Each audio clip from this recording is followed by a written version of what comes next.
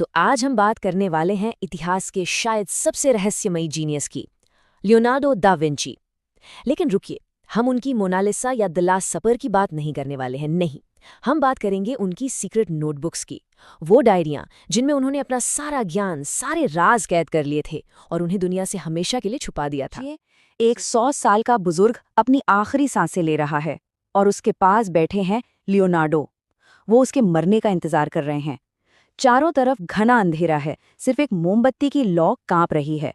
और जैसे ही उस आदमी की जान निकलती है, लियोनार्डो अपना चाकू उठाते हैं और उसके शरीर को चीरना शुरू कर देते हैं। अंदर के अंगों को निकालकर वो नोट्स बनाने लगते हैं। और ये कोई 1-2 पन्नों की बात नहीं थी। लियोनार्डो अपने पीछे छोड़ गए पूरे 13,000 पन्ने। और ये कोई आम लिखावट नहीं थी, हर शब्द उल्टा लिखा गया था, मिरर राइटिंग में, जिसे पढ़ने के लिए आईने की जरूरत पड़े।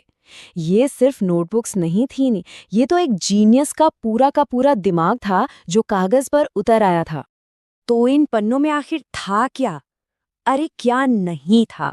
हेलीकॉप्टर और मशीन गन के डिजाइन, सोचे अपने समय से 400 साल आगे की टेक्नोलॉजी। खूबसूरती का एक मैथमेटिकल फॉर्मूला। शरीर के अंदर आत्मा कहाँ रहती है उसका पता।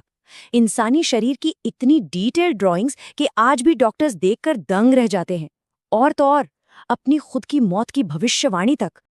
तो सवाल यही है, इतना सारा ज्ञान जो पूरी इंसानियत को सदियों आगे ले जा सकता था, उसे इस तरह से छुपाकर एक कोड भाषा में क्यों लिखा गया? आखिर लियोनार्डो किससे डर रहे थे? चलिए आज इसी राज से पर्दा उठाते हैं।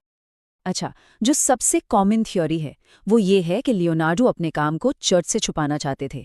उन्होंने जानबूझकर सब कुछ एनक्रिप्ट किया ताकि वो चर्च की नजरों से बचे रहें। और वजह भी साफ थी, उस जमाने में चर्च बहुत बहुत ज्यादा पावरफुल था। और लियोनार्डो जो कुछ भी कर रहे थे, जो कुछ भी सोच रहे थे, वो सब चर्च की शिक्षाओं के एकदम खिलाफ था। सोचिए, एक तरफ चर्च कहता था कि इंसानी शरीर पवित्र है, उसे छूना भी पाप है, और दूसरी तरफ लियोनार्डो रात के अंधेरे में लाशें चीर रहे थे। चर्च का मानना था कि पृथ्वी ब्रह्मांड का केंद्र है, और लियोनार्डो को पता था कि पृथ्वी तो सूरज का चक्कर लगाती है। और ये कोई मजाक नहीं था, खतरा एकदम असली था। 1600 में जॉर्डानो ब्रूनो नाम के एक विचारक को सिर्फ इसलिए जिंदा जला दिया गया क्योंकि उन्होंने कहा था कि पृथ्वी सूरज का चक्कर लगाती है।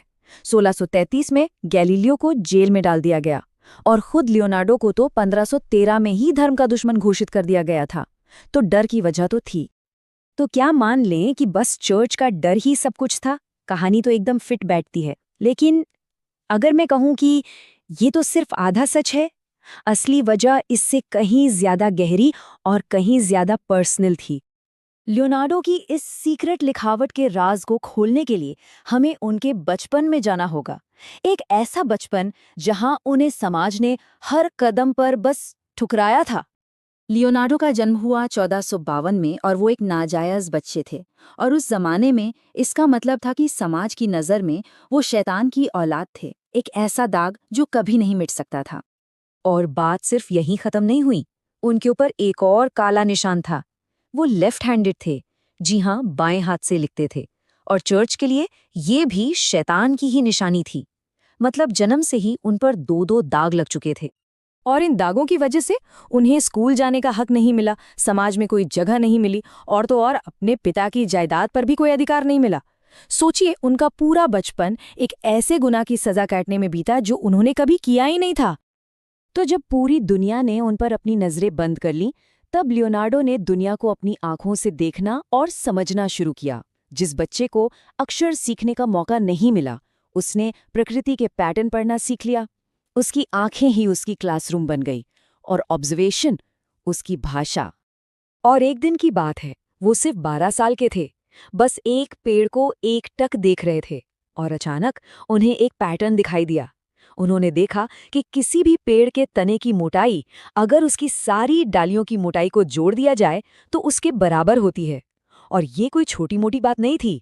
आज इस खोज को साइंस में लियोनार्डोज रूल के नाम से जाना जाता है। उन्हें शायद पता भी नहीं था, लेकिन उन्होंने नेटवर्क फ्लो का एक फंडामेंटल प्रिंसिपल खोज निकाला था। ये वही सिद्धांत है जो बताता है कि कोई भी चीज, चाहे वो पेड़ के अंदर का पानी हो, हमारी नसों में बहता खून हो या फिर इंटरनेट पे दौड़ता हुआ डेटा, कैसे एक सिस्टम में बहता है और आगे बट जाता है। और बस इतना ही नहीं, जब वो दूर पहाड़ों को देखते थे तो उन्हें सिर्फ पत्थर और मिट्टी नहीं दिखती थी, उन्हें दिखता था कि कैसे दूर की चीजें धुंधली और नीली नजर आती हैं। उन्होंने न्यूटन से सदियों पहले प्रकाश के विज्ञान यानी ऑप्टिकल फिजिक्स को समझ लिया था और एक सिद्धांत बनाया जिसे आज हम एटमॉस्फेरिक पर्सपेक्टिव कहते हैं। तो लियोनार्डो दुनिया को अपनी अनोखी वैज्ञानिक नजरों से देख ही रहे थे। लेकिन फिर साल आया 1476।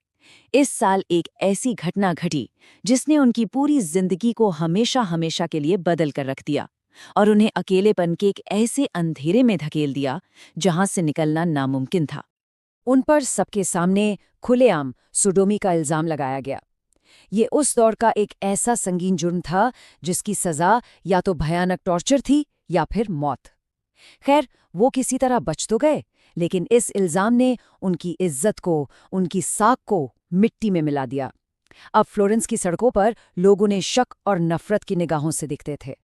और कहते हैं ना कि एक टूटे हुए इंसान से ज्यादा खतरनाक कोई नहीं होता जो खुद को फिर से जोड़ रहा हो।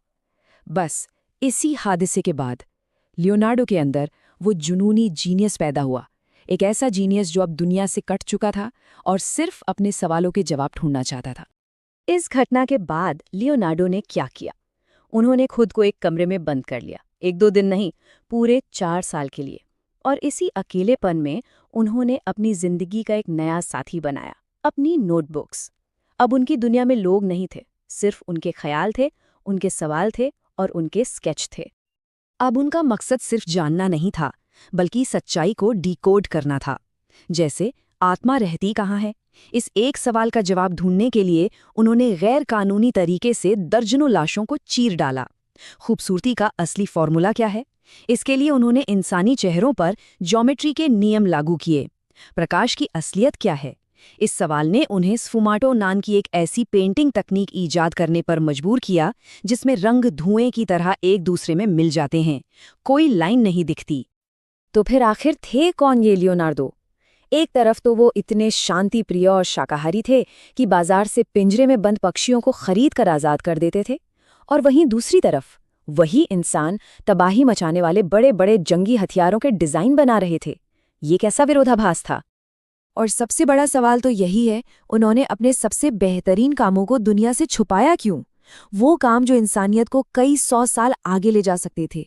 क्या ये सिर्फ चर्च का खौफ था, या फिर उस समाज से मिले जख्मों का नतीजा था जिसने उन्हें कभी अपनाया ही नहीं?